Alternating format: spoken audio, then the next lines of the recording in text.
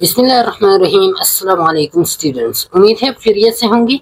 आज हम शुरू करते हैं जो लीडरशिप मैनेजमेंट का हमने यूनिट नंबर 7 शुरू किया था, तो उसका पार्ट 2 या लास्ट पार्ट हम पढ़ेंगे आज। ओके, अच्छा, इसमें जो है ना हम पढ़ेंगे टाइप्स ऑफ कम्युनिकेशन मेनली और फिर barriers with in the communication. और अच्छा, सबसे पहले जो है टाइप्स ऑफ कम्युनिकेशन कौन कौन सी है? One way communication, two way, verbal, non verbal, formal, informal, visual communication and telecommunication and internet.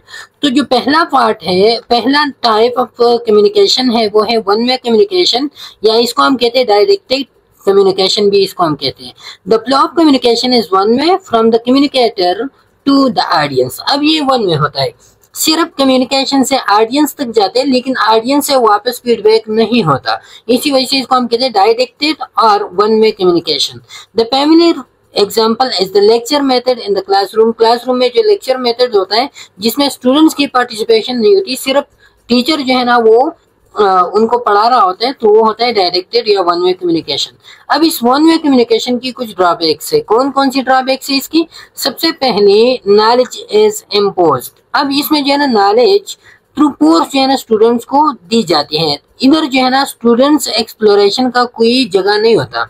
ऐसा नहीं होता कि स्टूडेंट जो है ना वो उन बातों को सोचे, उस पर जो है ना अपना रिसर्च करे और दोबारा जो है ना फीडबैक दे दे, तो ये नहीं होता। नॉलेज जो है ना सिर्फ नॉलेज स्टूडेंट्स को दी जाती है, स्टूडेंट्स कोई एक्सप्लोरेशन वगैरह नहीं करती। जो उनको टीचर पढ़ाते हैं वही रट्टा करके वो याद करते हैं। Okay, learning is authoritative. इधर जो है ना लर्निंग अथॉरिटेटिव होता है, मीन कि इधर जो है ना कोई पार्टिसिपेशन स्टूडेंट्स की नहीं होती, सिर्फ टीचर जो है ना बजोर जबरदस्ती जो है ना वो स्टूडेंट्स को चाहे उनको उनकी मर्जी हो या नहीं हो, लेकिन वो जो है ना टीचर के लेक्चर वो अटेंड करेगा। लिटिल ऑडियंस पार्टिसिपेशन नहीं होता, फीडबैक नहीं होता, and does not influence human behaviour. अब इस टाइप का जो कम्युनिकेशन है ये ह्यूमन बिहेवियर को इन्फ्लुएंस नहीं करता। क्यों? क्योंकि focus on transmitting knowledge rather than skills. इधर जो है सिर्फ नॉलेज को ट्रांसमिट किया जाता है, इधर स्किल्स भी फोकस नहीं होता, इधर स्किल्स नहीं सिखाई जाती। तो इसी वजह से ह्यूमन बिहेवियर भी जो है ना वो इन्फ्लुएंस नहीं होती। ह्यूमन बिहेवियर तब इन्फ्लुएंस होगा जब वो नॉलेज गेन करेगा, उस नॉलेज को वो खुद इंटरप्रेट करेगा, उसके बारे में एक्सप्लोरेशन करेगा, फीडबैक देगा, तो तभी जो है ना वो इन्फ्लुएंस होगा, वो मुतासिर होगा उन बातों से। लेकिन इधर जो है सिर्फ नॉलेज किया जाता है, सिर्फ नॉलेज इम्पोज किया जाता है, इसी वजह से जो है ना ह्यूमन बिहेवियर इससे इन्फ्लुएंस नहीं होता। अच्छा, फिर टू वे कम्युनिकेशन है, इसको सोक्रेटिक मेथड भी कहते हैं। Okay, the Socratic method is a two way method of communication in which both the communicator and audience take part. अब ये कौन सा मेथड है जिसमें कम्युनिकेटर और ऑडियंस दोनों जो है ना वो हिस्सा लेते हैं? The audience may raise question and add their own information, ideas and opinions to the subject. अब इधर जो है ना वो अपना ऑडियंस क्वेश्चन राइज करता है, अपनी इंफॉर्मेशन जो है ना वो भी शेयर करते हैं, अपने आइडियाज, अपनी ओपिनियंस सब्जेक्ट्स के हवाले से, जो उसके आइडियाज, इंफॉर्मेशन जो कुछ भी हो, तो वो फीडबैक में वो प्रोवाइड करते हैं। Okay, the process of learning is active and democratic. अब ये एक्टिव है, दूसरा ही डेमोक्रेटिक है। डेमोक्रेटिक मीन कि इसमें जो है ना पार्टिसिपेंट्स को बोलने का मौका दिया जाता है, पार्टिसिपेंट्स की ओपिनियन का ख्याल किया जाता है। It is more likely to influence behaviour than one way communication. अब इसमें जो है ना बिहेवियर ज्यादा इन्फ्लुएंस होता है। क्यों?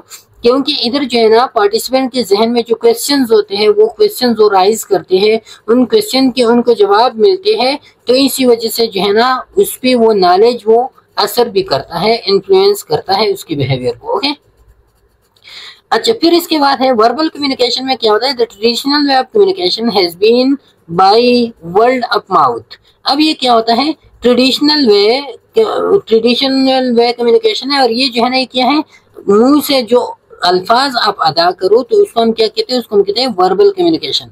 The advent of written and printed matter are of comparatively recent origin. पहले जो है ना लोग मोस्टली कम्युनिकेशन वो वर्बली हो जाया करता था, लेकिन अब जो है ना क्या है, अब ये प्रिंटेड और रिटन, ईमेल, फैक्स वगैरह ये चीजें जो है ना ये अब आ गई है।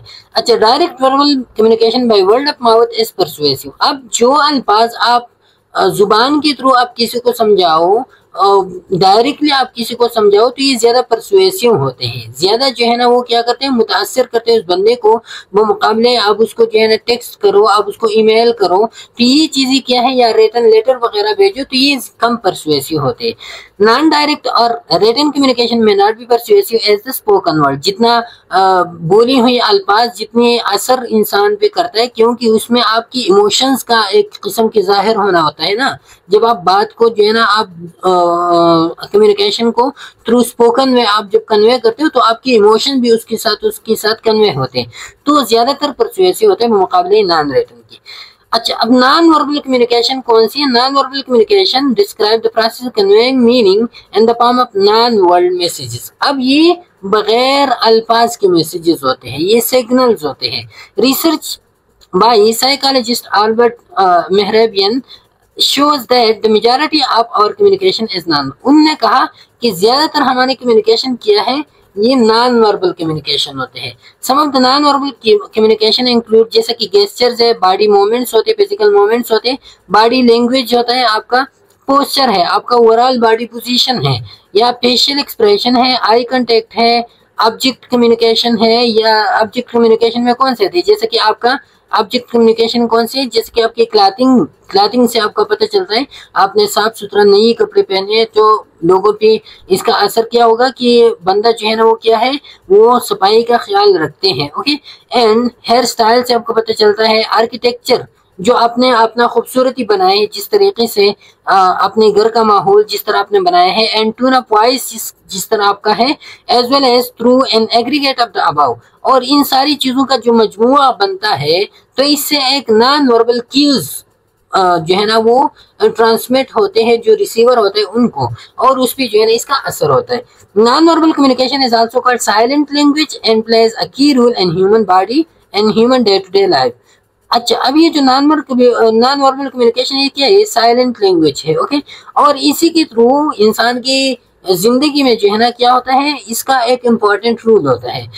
From industrial relation to intimate, आपका अगर कारोबारी ताल्लुकात हो या आपके पर्सनल ताल्लुकात हो, तो इन सब में नॉन वर्बल कम्युनिकेशन की बहुत ज्यादा इंपॉर्टेंस होते हैं। Non-verbal communication can use both consciously and unconsciously to convey meaning and to communicate the identity of individual।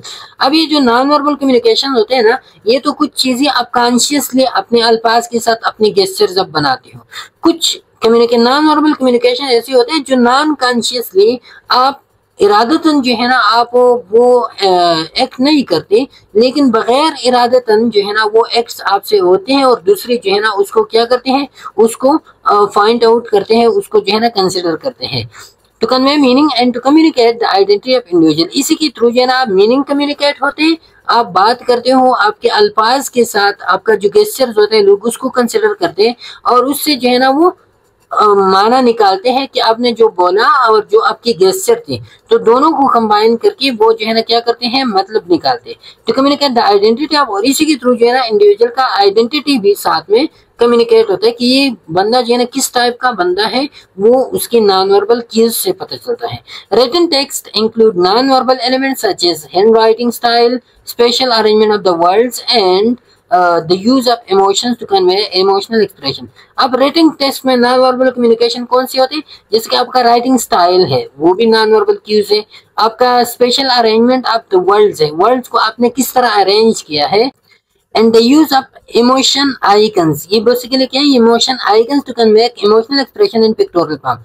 अब जब अपने इमोशंस को आप एक पिक्टोरल फॉर्म में प्रेजेंट करते हो ना, तो उसको हम क्या कहते हैं, फिर ये वर्ड इसके लिए यूज होता है, इमोशन आइकन। ओके, और ये जो है ना ये आपके इमोशन, जैसा कि आपने देखे हो कि मुख्तलिफ सिग्नल्स वगैरह भी, कि उधर जो है ना पिक्चर जो है पिक्टोरल फॉर्म में इमोशंस, किसी की जो है ना आंखों से आंसू बह रही है, तो इसका मतलब क्या होता है, इसका मतलब ये होता है कि ये बंदा जो है ना ये इमोशंस उससे जो है ना डिटरमिन होते हैं कि अभी ये बंदा जो है ना ये खपा सूरत में है, परेशान है, तो ये जो है ना ये पिक्टोरल फॉर्म में इमोशंस को जो है ना वो प्रेजेंट करते हैं। Silence is non verbal communication, it can speak louder than the word. अब साइलेंस जो है ना ये नॉन वर्बल कम्युनिकेशन है, और ये कहते हैं कि वर्ड से ज्यादा इसके इंपॉर्टेंस होते हैं। आपके जो क्यूज होते हैं नॉन वर्बल क्यूज, ये अल्फाज से ज्यादा जो है ना ये मुतासर करते हैं रिसीवर को। ओके, अच्छा, फिर फॉर्मल वर्सेस इनफॉर्मल कम्युनिकेशन।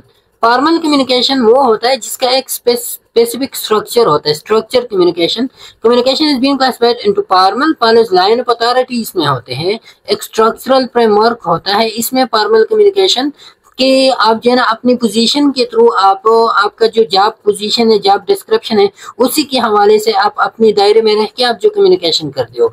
दूसरा इनफॉर्मल कम्युनिकेशन होता है, जैसे कि इनफॉर्मल नेटवर्क, गॉसिप सर्कल हर एक ऑर्गेनाइजेशन में एग्जिस्ट करते हैं, और वो क्या होता है, वो दोस्तों के एक मजमुआ होते हैं, और वो जो है ना क्या करते हैं, वो इनफॉर्मली कम्युनिकेशन एक दूसरे के साथ करते हैं। The informal channels may be more active if the formal channel do not cater the information needs. अब अगर फॉर्मल चैनल जो है ना अपना काम नहीं करते, फॉर्मल चैनल जो है ना अपने कम्युनिकेशन सही तरीके से कन्वे नहीं करते, तो फिर इनफॉर्मल चैनल एक्टिवेट होते हैं। आपने देखा होगी जितने भी ऑर्गेनाइजेशन होते हैं, अगर उधर जो है ना फॉर्मल कम्युनिकेशन वो सही तरीके से अपनी जो प्राइज इनके होते हैं, जितनी इंफॉर्मेशन दरकार होते हैं वो नहीं चलाते, तो फिर क्या होते हैं, इनफॉर्मल ग्रुप्स एक्टिव होते हैं।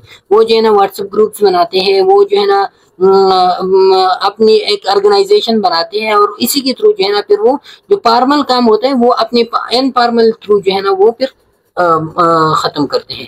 अच्छा, फिर जो है ना visual communication, the visual forms communication comprise charts and graphs.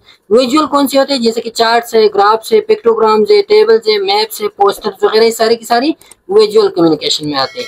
अच्छा, फिर टेली कम्युनिकेशन, इंटरनेट में is the process of communication over distance using electromagnetic instrument design for the purpose. तो ये जितनी भी ओवर द डिस्टेंस कम्युनिकेशन होते हैं जिसमें इलेक्ट्रोमैग्नेटिक डिवाइसेस यूज होते हैं, जैसे कि रेडियो है, टीवी है, इंटरनेट है, जितनी भी कम्युनिकेशन होती है, चाहे वो सोशल मीडिया जितने भी प्लेटफॉर्म्स हैं, और मास कम्युनिकेशन मीडिया, जैसे कि ये क्या है, ये रेडियो, टीवी, इंटरनेट, ये मास कम्युनिकेशन है जिसमें जो है ना आप लार्ज कम्युनिटी को इंफॉर्मेशन वो पहुंचा सकते हो। लेकिन टेली कम्युनिकेशन हो गया, टेलीफोन हो गया, ये टेलेक्स हो गया, या मोबाइल फोन हो गया, टेलीग्राफ हो गया, तो ये point to point telecommunication, ये पॉइंट टू पॉइंट है, ये जो है ना ये मास कम्युनिकेशन है। अच्छा, ये टाइप्स ऑफ कम्युनिकेशन थे। अब इसके बाद हम पढ़ते हैं what are the barriers and the communication. Okay, barrier mean जो रुकावटें होती है जिसकी वजह से जो है ना कम्युनिकेशन में इफेक्टिवनेस जो है ना वो खत्म हो जाते हैं। Communication is the key factor in success of any organisation. हर एक ऑर्गेनाइजेशन की सक्सेस में कम्युनिकेशन का एक अहम रोल होता है। When it comes to effective communication there are certain barriers that every organisation faces. अब जब इफेक्टिवनेस की बात आती है कम्युनिकेशन में, तो हर एक ऑर्गेनाइजेशन में कम्युनिकेशन को की इफेक्टिवनेस को असरअंदाज करने के लिए फिर क्या होता है, उसको मुतासिर करने के लिए बैरियर्स होते हैं, और वो बैरियर्स रुकावटें होते हैं जो इफेक्टिवनेस को मुतासिर करते हैं। People often feel that communication is easy and simple as it sounds। अब अक्सर लोग जो है ना यही सोचते हैं कम्युनिकेशन इतना इजी है जितना कि हमें जो है ना ये लगता है। जितना लोग जो है ना सोचते हैं कम्युनिकेशन क्या है, दो बंदे आपस में बैठते हैं और वो एक दूसरे से बातें शुरू करते हैं, ये कम्युनिकेशन है, सिंपल। लेकिन कम्युनिकेशन इतना इजी नहीं है जितना हम इसको कंसिडर करते हैं। No doubt, but what makes it complex, difficult and frustrating are the barriers। अब ये जो कम्प्लेक्स बनाते हैं कम्युनिकेशन को, ठीक है कम्युनिकेशन इतना तो इजी है, लेकिन ये जो बैरियर्स, इसी बैरियर्स की वजह से कम्युनिकेशन कम्प्लेक्स और डिफिकल्ट बन जाता है। अब बैरियर कौन कौन से जिसकी वजह से कम्युनिकेशन इतना कम्प्लेक्स बन जाता है? Barriers to successful communication include message overload. अब अगर मैसेज ओवरलोड हो गया तो ये सबसे इम्पोर्टेंट बैरियर है जो कम्युनिकेशन को मुतासिर करता है। कि आप एक लोग जो है ना एक बंदे को 100-200 मैसेज जो है ना एक बंदे को जो है ना एकदम भेजो तो वो एक मैसेज कभी आपको रिप्लाई नहीं करेगा, कम्युनिकेशन में रुकावट आ जाएगा। When a person receives too many messages at the same time and message complexity, आपने बहुत ज्यादा मैसेजेस भेजी या मैसेज कम भेजी लेकिन कम्प्लेक्स मैसेज भेजी, अनक्लियर स्ट्रक्चर आपके मैसेज का है। क्लियर जो है ना आपने मैसेज को, आपने एक ही मैसेज टाइप किया है लेकिन आपने कोई स्पेसेस वगैरह नहीं दिए हैं, पॉइंट्स आपने उसमें हाईलाइट्स नहीं किए, तो फिर उसका पढ़ना क्या होता है, डिफिकल्ट होता है और वो रिप्लाई नहीं करेगा। फिर फिजिकल बैरियर जिसमें आता है, फिजिकल बैरियर में स्पीच डिफिकल्टी है, हियरिंग इम्पेयरमेंट्स वगैरह है, तो ये क्या होता है, रिसीवर में मसला या सेंडर में मसला फिजिकली, तो ये फिजिकल बैरियर। सिस्टम डिजाइन में क्या होता है, ये सारे के सारे सिस्टम एटीट्यूडनल एम्बिग्विटी है, इंडिविजुअल लिंग्विस्टिक एबिलिटी है, प्रेजेंटेशन ऑफ इंफॉर्मेशन है, physiological noise in the environment, cultural. तो ये सारे के सारे जो है वन बाय वन हम इधर इन डिटेल पढ़ते हैं। सबसे पहले है फिजिकल बैरियर और एनवायरमेंटल बैरियर। अब ये कौन से फिजिकल बैरियर अपन due to the nature of the environment, thus for example ये एनवायरनमेंट के नेचर की वजह से जो बैरियर्स वो उठते हैं, तो कौन से, जिसमें आते हैं अब staff are located in different buildings are in different sites. अब स्टाफ है, एक दूसरे के साथ कम्युनिकेशन की जरूरत है, लेकिन वो मुख्तलिफ बिल्डिंग्स में है, मुख्तलिफ सिटीज में है। एक ही ऑर्गेनाइजेशन है, उसकी बिल्डिंग जो है ना वो एक ही सिटी में डिफरेंट जगहों पे प्रेजेंट है। तो अब स्टाफ के कम्युनिकेशन में ये फिजिकल बैरियर है। पुअर एंड आउटडेटेड इक्विपमेंट्स है, particular failure of management to introduce new technology may also cause problem. Equipment जो है ना वो आउटडेटेड है, पुराने हैं। अब जो है ना जमाना आ गया है किस चीज की, मोबाइल फोन की, व्हाट्सएप की, ईमेल्स के थ्रू लोग करते हैं।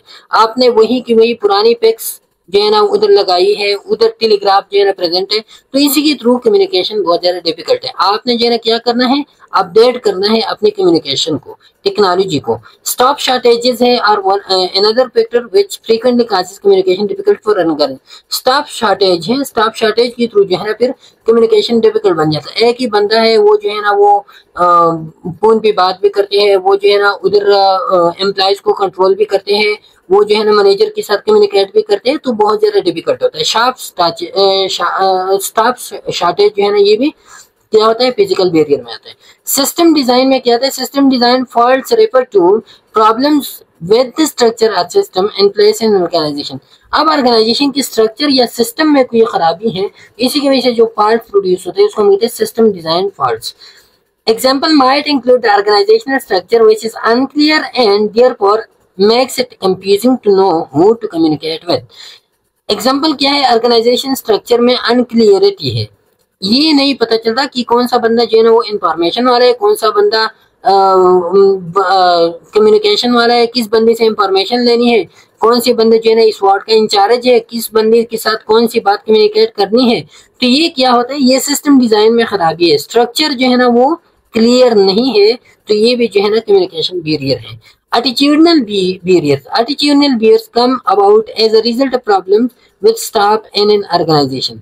अब स्टाफ में कोई मसला है, स्टाफ के एटीट्यूड में मसला है, बिहेवियर में मसला है, दोज में भी thought about by such factors as poor management है, lack of consultation with employees, employee के साथ कोई कंसल्टेट नहीं करता, पर्सनालिटी कॉम्प्लेक्स है, दो बंदे हैं एक दूसरे के साथ जो है ना उनका कॉम्प्लेक्स चल रहा है, इसी की वजह से जो है ना दो मैनेजर है, फॉर एग्जांपल दो मैनेजर के साथ कॉम्प्लेक्स चल रहा है, एक कहता है कि नहीं मैं जो है ना इसका काम रिसीव नहीं करूंगा, दूसरा कहता है कि नहीं मैं इसका काम, और बेचारा एम्प्लॉय जो है ना उनके दरमियान ख्वारजार होता है। Okay, which can result in people delaying और रिफ्यूजिंग टू कम्युनिकेट, कम्युनिकेशन में रिफ्यूजिंग आते हैं, डिलेइंग आते हैं। The personal attitude of the individual, दो बंदों की अपनी एटीट्यूड का मसला होता है और काम जो है ना वो सारी कंपनी का खराब कर देते हैं। ओके, तो ये क्या होता है, attitudinal barriers. Ambiguity of words phrases, अल्फाज में जो है ना एम्बिग्विटी है, अल्फाज आप सही कम्युनिकेट नहीं करते, word sounding same but having different meaning can convey a different meaning altogether.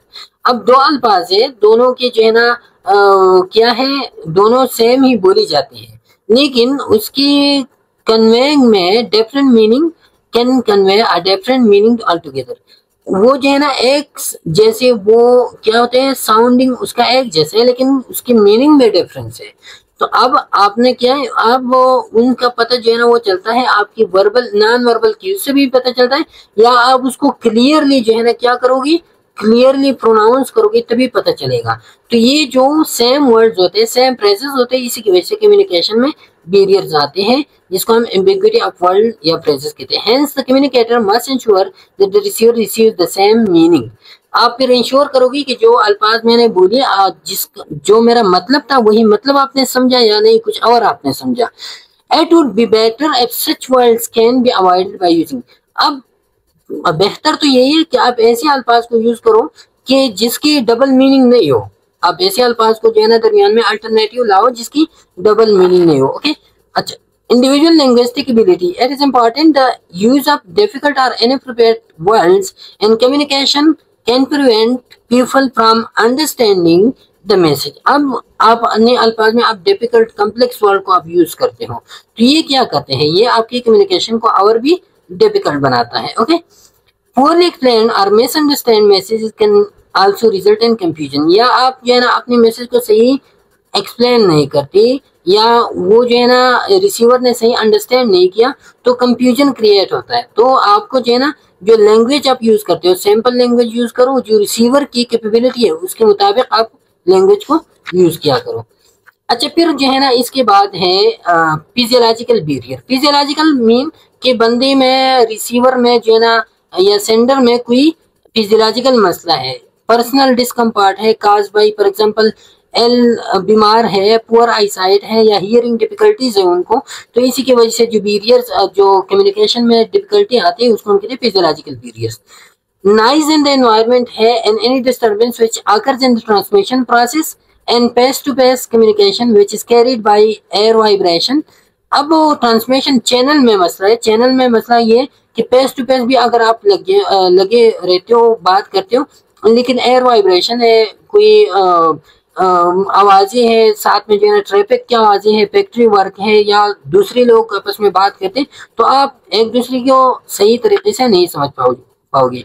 अच्छा, फिर द लास्ट वन है कल्चरल है, लिटरेसी है, levels of knowledge and understanding. ये चीजें जो है ये आपके कल्चर में आते हैं, जैसे कि कस्टम्स है, बिलीव्स है, रिलीजन है, एटीट्यूड है, economic and social classes differences है। कुछ लोग जो है ना बड़ी क्लास वाले होते हैं, मालदार होते हैं, गरीब होते हैं, उनमें लैंग्वेज वेरिएशंस होते हैं, cultural difficulties between foreigners and nationals, जो बाहर से लोग आते हैं, नेशनल लोग होते हैं, उनके दरमियान कल्चरल डिफिकल्टी होते हैं। Between urban education rural population में भी डिफरेंट होता है, कि जो शहरी और देहाती लोग होते हैं उनके दरमियान क्या है, उनकी कल्चर में डिफरेंस है, एक दूसरे की बात को सही तरीके से वो नहीं समझ पा रही, जो उनकी नॉन वर्बल क्यूज है उनको भी वो सही तरीके से नहीं समझ पा रही, तो ये क्या है, ये भी एक बैरियर है। अच्छा, अब रूल ऑफ कम्युनिकेशन, लीडरशिप में कम्युनिकेशन का क्या रूल होता है। Leadership style is the manner in which individual influence others to achieve a common goal. अब लीडरशिप क्या होता है, ये एक तरीका है जिसके थ्रू आप लोगों को जो है ना इन्फ्लुएंस करते हो, ताकि एक कॉमन गोल जो है ना, एक आपका जो एम होता है उसको आप अचीव कर सको, by providing direction, implementing plans and motivating people. अब ये गोल आप किस तरह अचीव करोगे, किस तरह लोगों को इन्फ्लुएंस करोगे, लोगों को आप डायरेक्ट करोगे, लोगों को प्लान्स को इम्प्लीमेंट करोगे, और लोगों को जो है ना आप मोटिवेट करोगे। Effective communication skills are an important aspect of any leader's portfolio of the skills and experience.